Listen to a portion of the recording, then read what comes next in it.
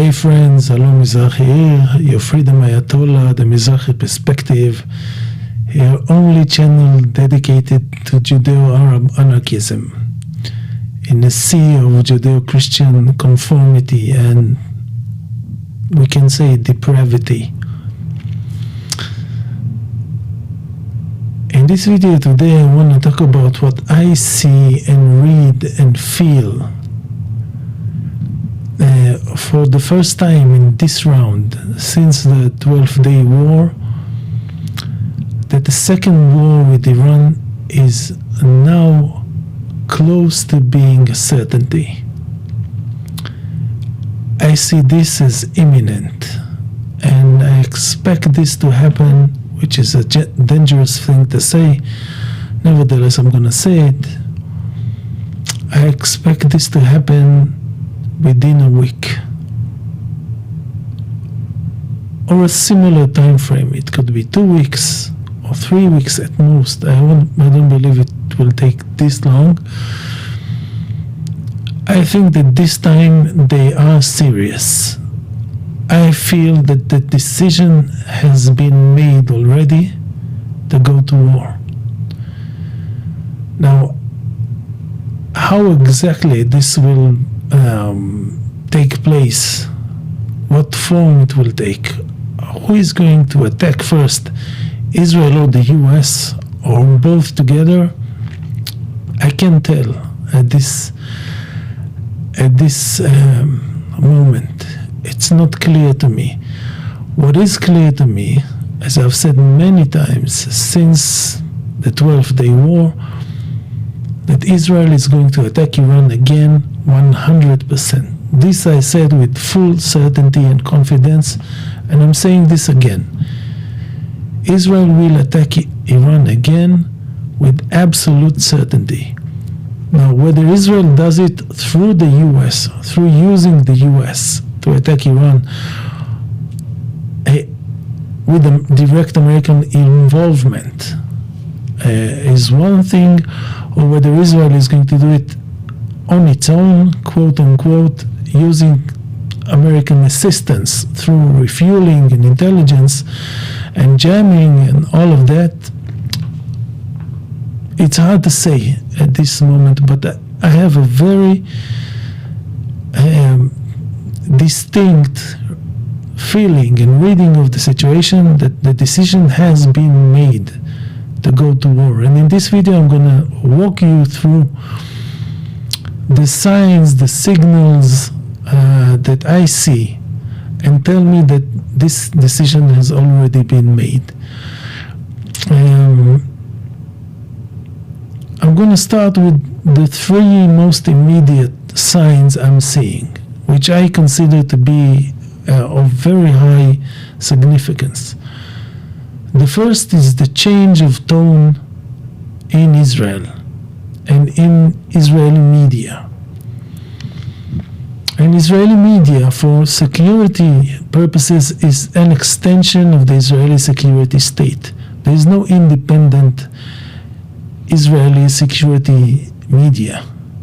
They say what they are instructed or led to say to the Israeli public and to countries in the region, to American presidents and so on. And there's a very clear change in tone in Israeli media.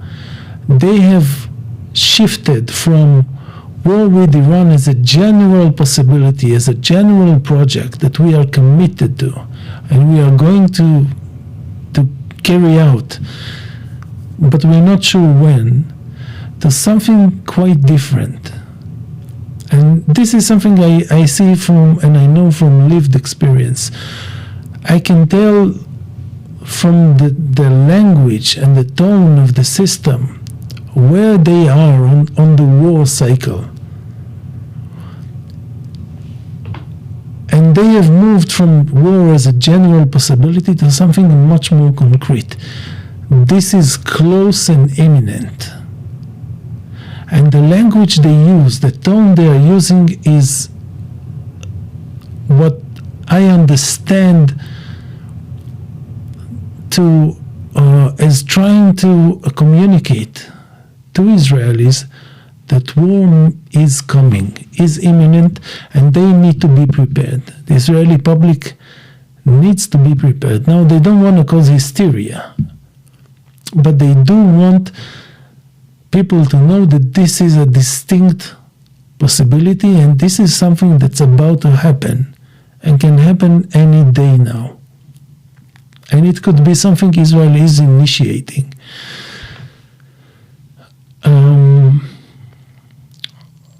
So this change in tone in Israeli media, and as I've said, they are saying what they are instructed to say.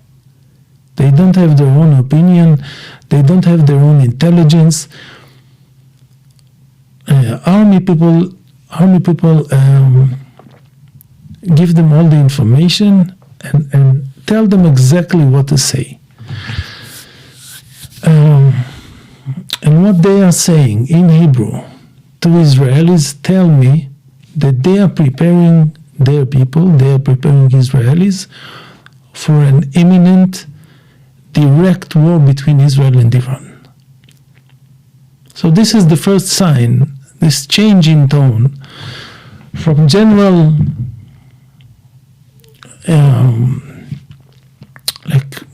militarism and machoism to something more concrete. This is the first change I'm seeing. The second sign I'm seeing is the change of tone in the US. And this is also very important. Now, since Netanyahu went and saw Biden a long time ago, while Biden was still president, and Israel decided to help Trump to get elected, and there was this period of shifting Israeli focus.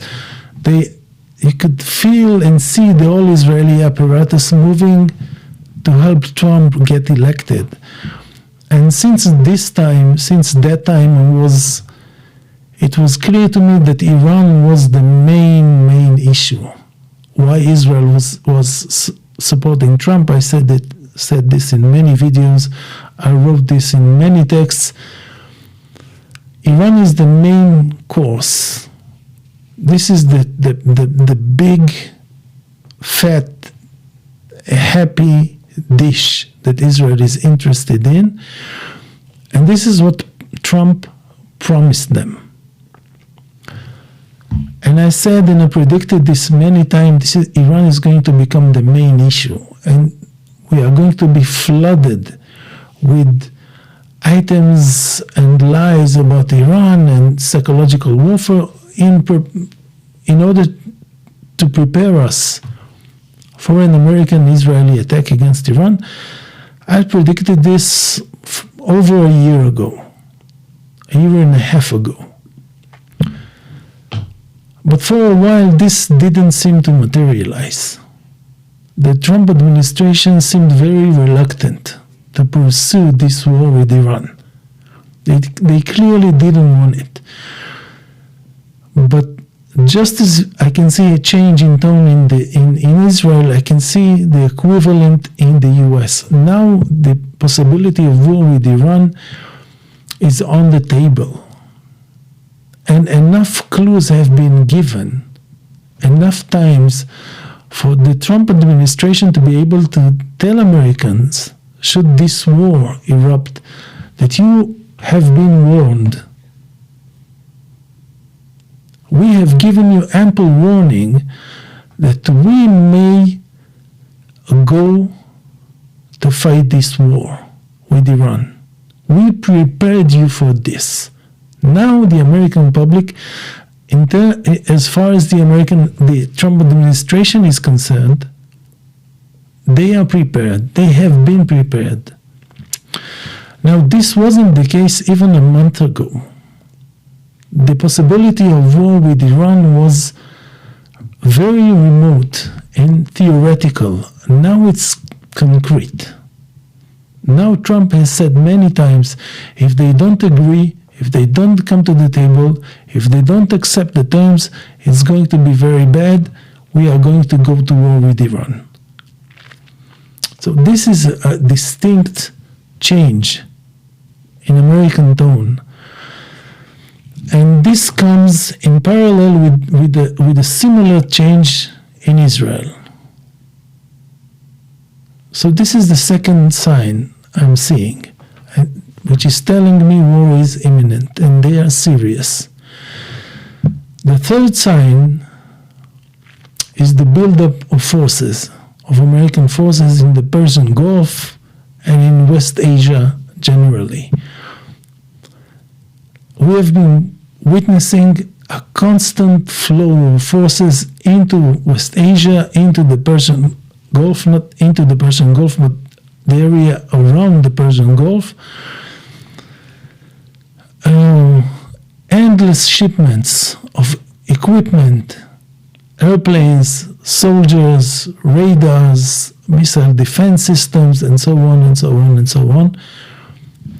And this has now crossed a point of a critical mass. Now the Americans have enough forces in West Asia to make the possibility of war a lot more concrete and credible, which wasn't the case even a month ago.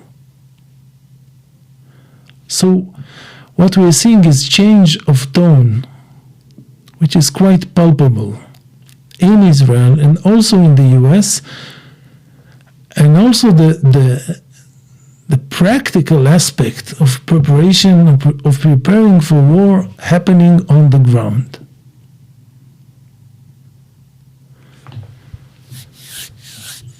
So these are three clear signs that something is changing, and they are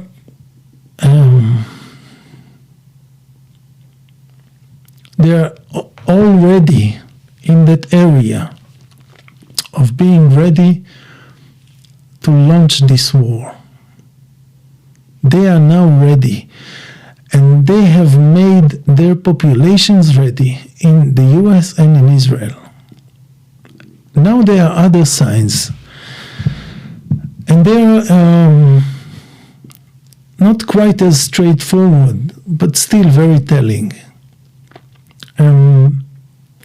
We saw Marco Rubio's speech in Munich from yesterday or 2 days ago, in which he talked about the glory of colonialism, the beauty of imperialism, the greatness of white supremacy and white culture, and all the great stuff that Western, Judeo-Christian, European colonizers, settlers brought to humanity, and the need for this mentality, the colonizer mentality, to go on, to reassert itself, to become confident again, not to have guilt and shame about the past, not to have guilt and shame about slavery, about genocides,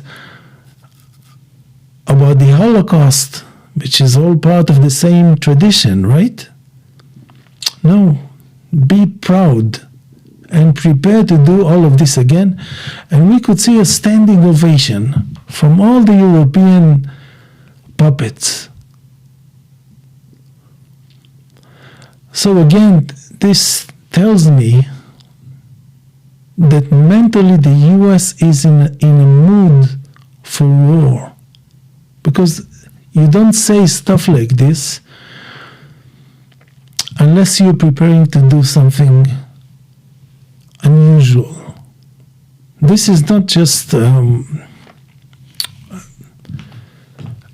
overly content politician heaping praise upon himself and his peers. This is something different. This language, this intention, this historical framing of things, tell me that the US is gearing for war, like actual serious war, not Venezuela. Venezuela was not war, it was something else. It was a movie. Basically, it was a movie production with helicopters, with weapons, with CIA and all this nonsense. But this is not the Iran war. This is not the Iran scenario. Iran is something completely different. And another sign, which is indirect but noticeable, maybe you've seen this too, in the past week, all of a sudden, we hear a series of stories and innuendo about Russia again. If you notice this, suddenly, I mean, there was this very bizarre, very peculiar story with Navalny, who was supposedly poisoned using something extracted from exotic frogs in South America, which is like classic CIA war propaganda. I mean, our enemies are vile and cunning and untrustworthy, and they do all this sinister and dark stuff. They are not like us. We kill people with dignity and honesty, with white respectability, but they like scheme and like sneak behind and do all kinds of nasty, dark, witchcrafty stuff. Okay, this is what they say.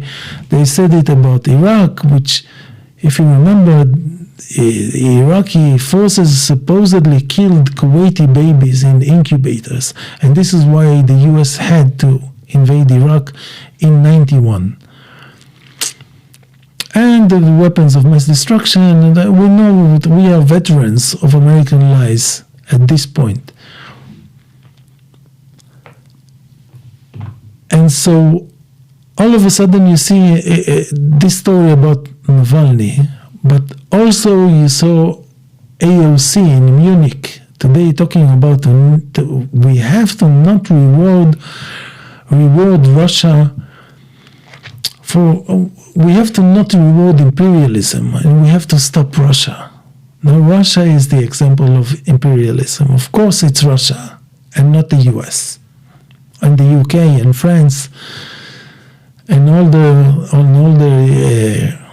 WASP friends. No, it's Russia. Russia is the imperialist. And we see like another reference by another politician and in another place. I mean, we've seen like a surge in Russophobia this week, and this made me wonder. I mean, what happened? What happened? Something must have happened. I mean, just 2 weeks ago, there was talk about maybe we can reach an agreement, and we also saw like a new series of interviews with Zelensky. I mean, the most pathetic figure ever. I mean, the man is just this is such a fucked up casting for this role. They needed someone serious for this role in this movie that the CIA produced. They needed a believable actor. And Zelensky is not a believable actor. He is really... But anyway, he's giving interviews and talking about Putin, and Putin is old, and the Russians, again, there are reports about the Russians losing 30,000 soldiers a month, and 3 times as many soldiers as the Ukrainians do, and all these fables and nonsense that Western intelligence services have been telling for 3 years, basically. And it's never been right.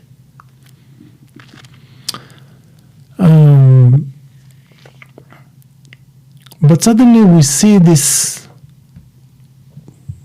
like appearing again on the media media landscape, in Western establishments. And there must be a reason for it. And I don't think the reason is Ukraine. I think the reason is different. To me, it looks like the US and Israel want something from Russia that pertains to Iran and not to Ukraine. They want either the green light or the active cooperation of Russia in going to war with Iran. And I don't know what could be the details of this. Either they want some critical information from Russia, or they want a commitment from Russia that Russia will not help Iran if and when Iran is attacked, and so on and so on. Or maybe they want Russia to pressure China to not help Iran, something of that sort. And I think that Russia is telling them no. Maybe they are offering Russia a deal, Trump, according to which the US is willing to sacrifice Ukraine to get Iran. So we will give you Crimea and parts and the Donbass, but you help us get Iran. You keep quiet when we go after Iran. So something of this nature. And Russia is not willing to participate in this. Russia is uncooperative. And so they are punishing Russia for its unwillingness to cooperate with the Israeli-American plan to go after Iran. This is how I am saying it. Again, I have a certain point of view. This is by no means the only way to see things, but this is unusual. This sudden spike in anti-Russian propaganda from everywhere in the West, in Europe, in the US. This stood out to me, and because this comes in an interesting timing, when it looks like Israel and the US are actually preparing to begin this war, it made me wonder. And this is like my working hypothesis for this moment. It may change in a week, but for now it seems reasonable to me that the US and Israel want something from Russia at this moment, and Russia is not complying. Russia is not interested. So they are punishing Russia by encouraging Russophobia and spreading all these stories about the poisonous frogs from South America, which were used to assassinate Navalny. And how did Western agencies get parts of Navalny's body to examine? This is so hilarious.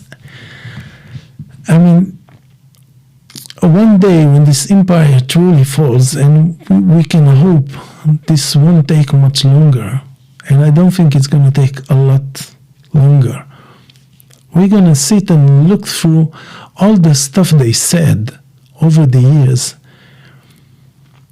and we are just going to roll on the floor laughing with all the apparent complete, utter, nonsensical bullshit they have told us over the years about everything and everyone all the time,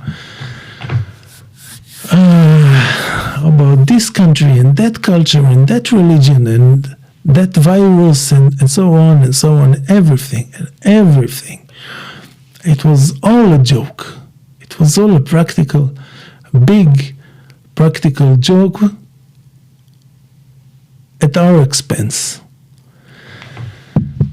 Now I want to add a couple more points to my point of view, to my analysis, to my reading of the situation, and why I think this war is imminent. As I said, there was this change in tone in Israel, the change in tone of the US, the military buildup, this Russia, the spike in Russia disinformation and Russophobia campaign. But there is also, and very critically, the Epstein scandal, and the way it is very closely connected with a possible potential war with Iran. I see these two events as closely related.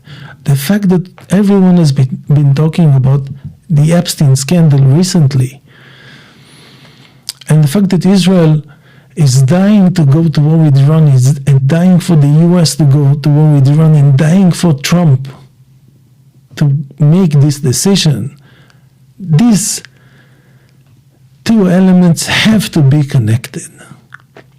And I think that the Epstein materials and the fact that some of them have been released, what I see it as an Israeli pressure campaign against Donald Trump and his administration, and a veiled threat against Western elites in general, which is meant to say, if we're going down, you're all going down with us. If we are left to deal with Iran alone and you won't help us, we will destroy all of you. We will destroy all of you. And this understanding of mine clicked into place quite strongly last week when Ghislaine Maxwell said, I am willing to reveal everything about the Epstein affair. I'm willing to say all of it, to open everything, if Trump offers me clemency or a pardon. Now, what Ghislaine Maxwell actually said was, this is again how I read it, what she was saying, and this happened in the same week Netanyahu was in Washington and went to see Trump. And I think that they only talked about the Epstein affair and not about Iran, because they agree about Iran. Trump has been conquered already, taken completely. But what Maxwell was saying was, I can make the Epstein scandal a very useful tool for Donald Trump. I can give Donald Trump a pardon. I can offer him clemency. I can tell the story of the Epstein scandal in a way that exonerates Donald Trump. But what do I and the people I represent, namely Israel, want in return? Go to war with Iran. This is why Ghislaine Maxwell said this a day before Netanyahu landed in Washington, to make sure that Donald Trump makes the right decision. So the Epstein scandal reaching this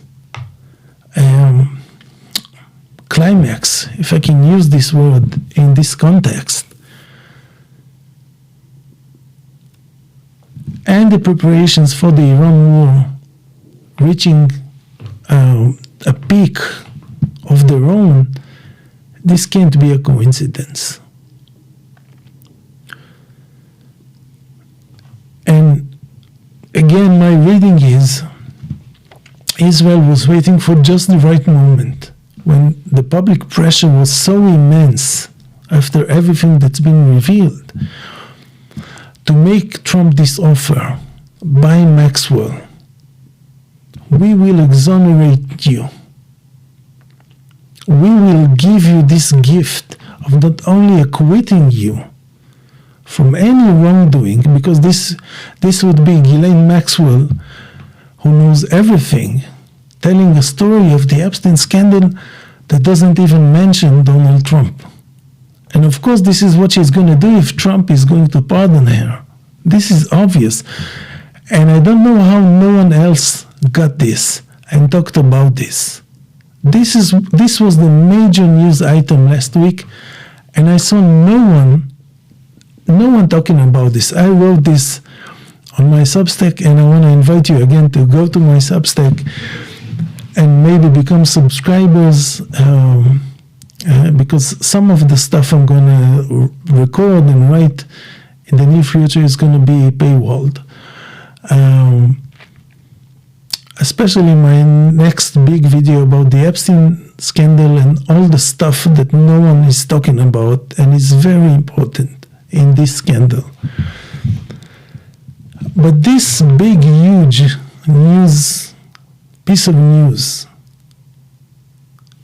Ghislaine Maxwell making this offer to Trump while Netanyahu is coming to Washington to press the US into going to war with Iran, this was very funny to me. It was so obvious what was going on, and it was missed by every journalist and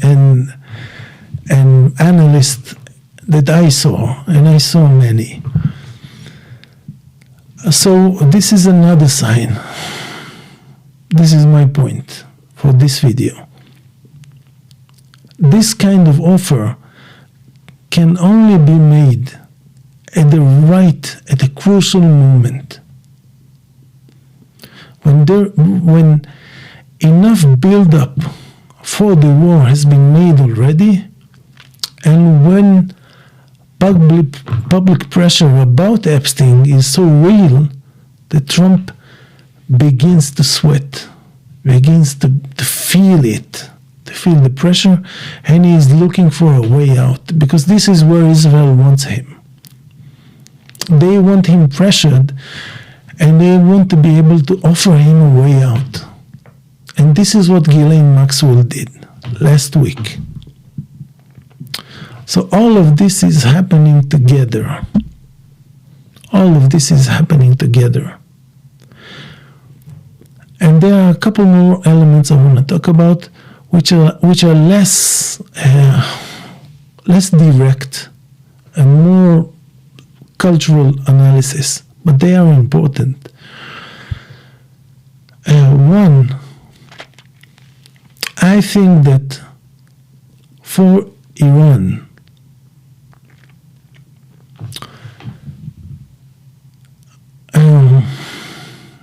I think that they are beginning to realize that for them, a big war with the US and Israel, a big war with the US and Israel is the safest bet for them to get Iran out of this deadlock it's caught in, economically, internationally, and so on. They are beginning to realize that they cannot sustain this kind of pressure much longer. This kind of sanctions regime is terrible for the country, it is terrible for the people. And my feeling is, while Iran traditionally really wanted to avoid this war, because this is not the natural choice.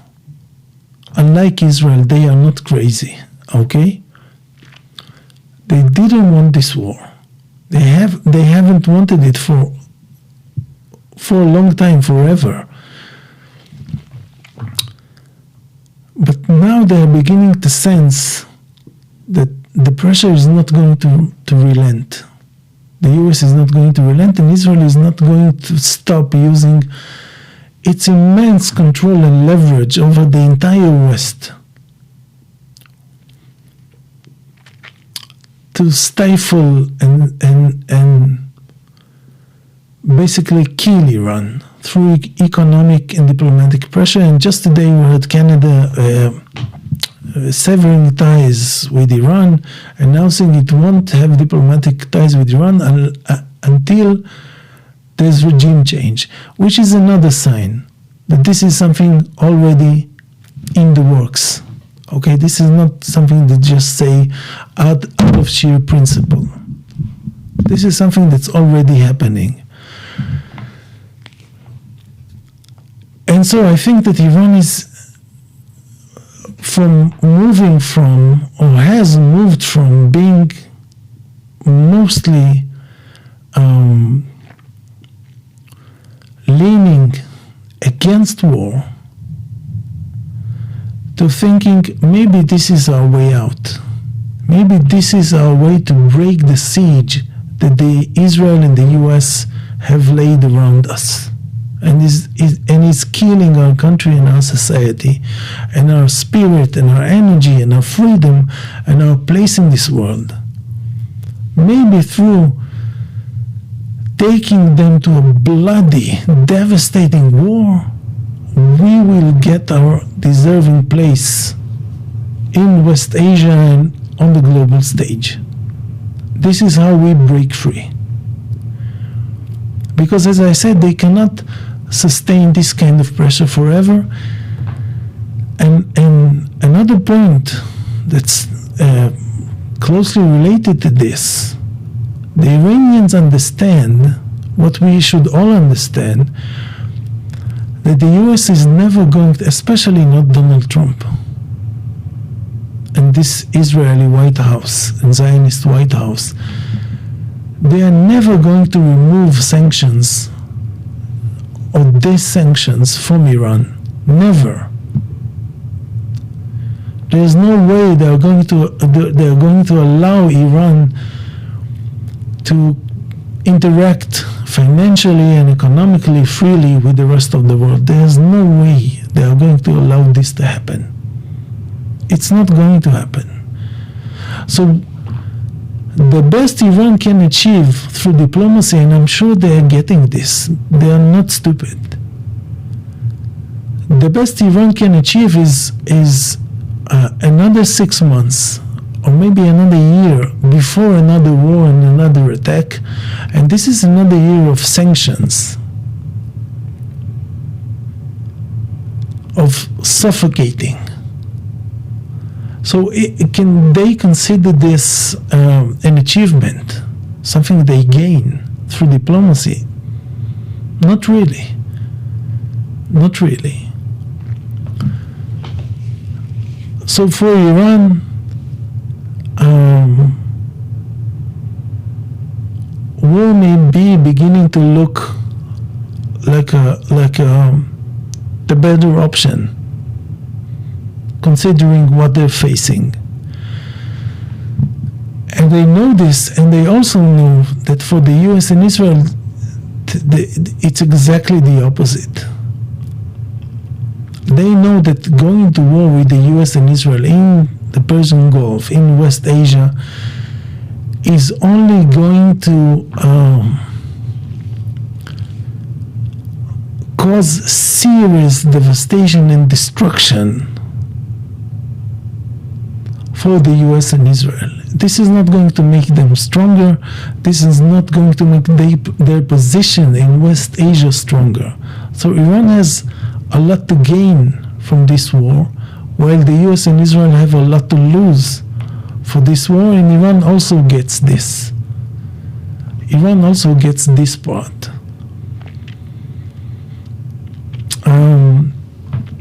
So why is Israel pushing so hard for a war in which it will be potentially devastated?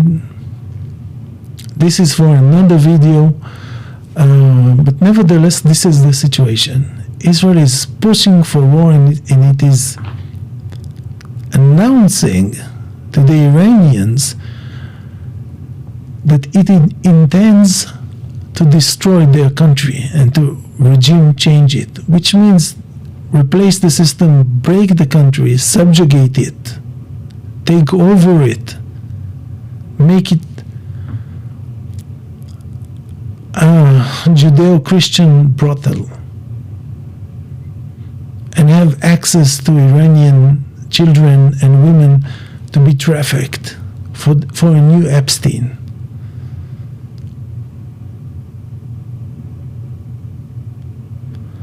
So they are putting Iran and the Iranian leadership in survival mode. They are putting them in a place where they have to realize that it's do or die. This is not limited conflict. This is someone dies and someone lives. One system gets to live and one system ends. So either Western imperialism in Western Asia dies or suffers so badly that it's considered dead, or Iran is destroyed. The Islamic Republic is gone and no more. This is the choice they are facing. And faced with this choice, in this current geopolitical situation, the economic situation, all the pressures they are dealing with, their response is going to be explosive. Not gentle and not mild and not limited and not diplomatic. Because they are in survival mode. They know that Israel and the US are going for their throat.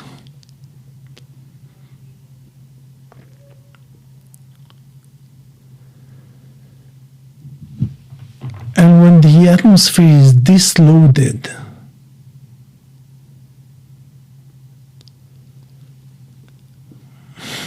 a single match can light a huge fire. And you can escape or avoid this scenario for so long, not forever. Not forever. And it is coming.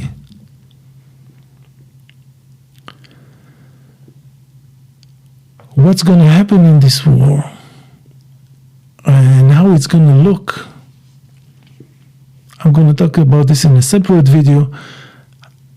I already made a big video titled "How Israel Ends," which was my biggest hit on YouTube. But maybe they have deleted this already. It's got like 150 or 160,000 views, which is kind of a lot for this small channel, which is under siege and constant reporting and monitoring and limiting and shadow banning and all the good stuff that this civilization of freedom bestows upon us. But let's see how this plays out. My gut feeling and my eyes and my analytical brain all tell me that the decision has already been made. The deep instability, the political and social instability in both Israel and the US is another consideration why they would be likely more tempted to choose war, because they don't know that if a year from now they are going to be able to start and sustain this kind of war, because they are so unstable. Because they are so unstable. In the US, with everything that's happening, with ICE, with the economic situation, the rage and despair people feel, and the hate they have for Donald Trump and his administration and his regime, and they're so unpopular. I mean, and midterms are coming in the US, so they can't be sure they will be here a year from now to start this war. And they don't know how the landscape is going to look and what's going to come out of the Epstein files. It's not now or never, but it's now or choosing an unknown, which is very complicated. And also for Netanyahu in Israel, Israel has suffered and has been hit in the past 2.5 years by Hezbollah, by Iran, by Hamas, by its own stupidity, that I think it prefers to suffer and sustain more damages now and treat all of it together than waiting another year and having some partial reconstruction and rehabilitation and then going and having another big war. And I've said this before, and this is what I still see. So for all those reasons, and for all the signs, and I'm not sure I covered everything, but I covered almost everything. The big signs, the smaller signs, and all of this is telling me that during the next week or so, probably over a weekend, the war between Israel and Iran, and potentially the US and Iran, is going to start again, and is going to be a lot bigger and a lot more dramatic. But I'm going to keep on reading reality, watching stuff, trying to understand and decipher what's going on, and I'm going to talk about the new developments in my next video. Thank you so much for watching this, and we'll see you in the next episode of the Mizrahi Perspective. Thank you very much. Bye-bye for now.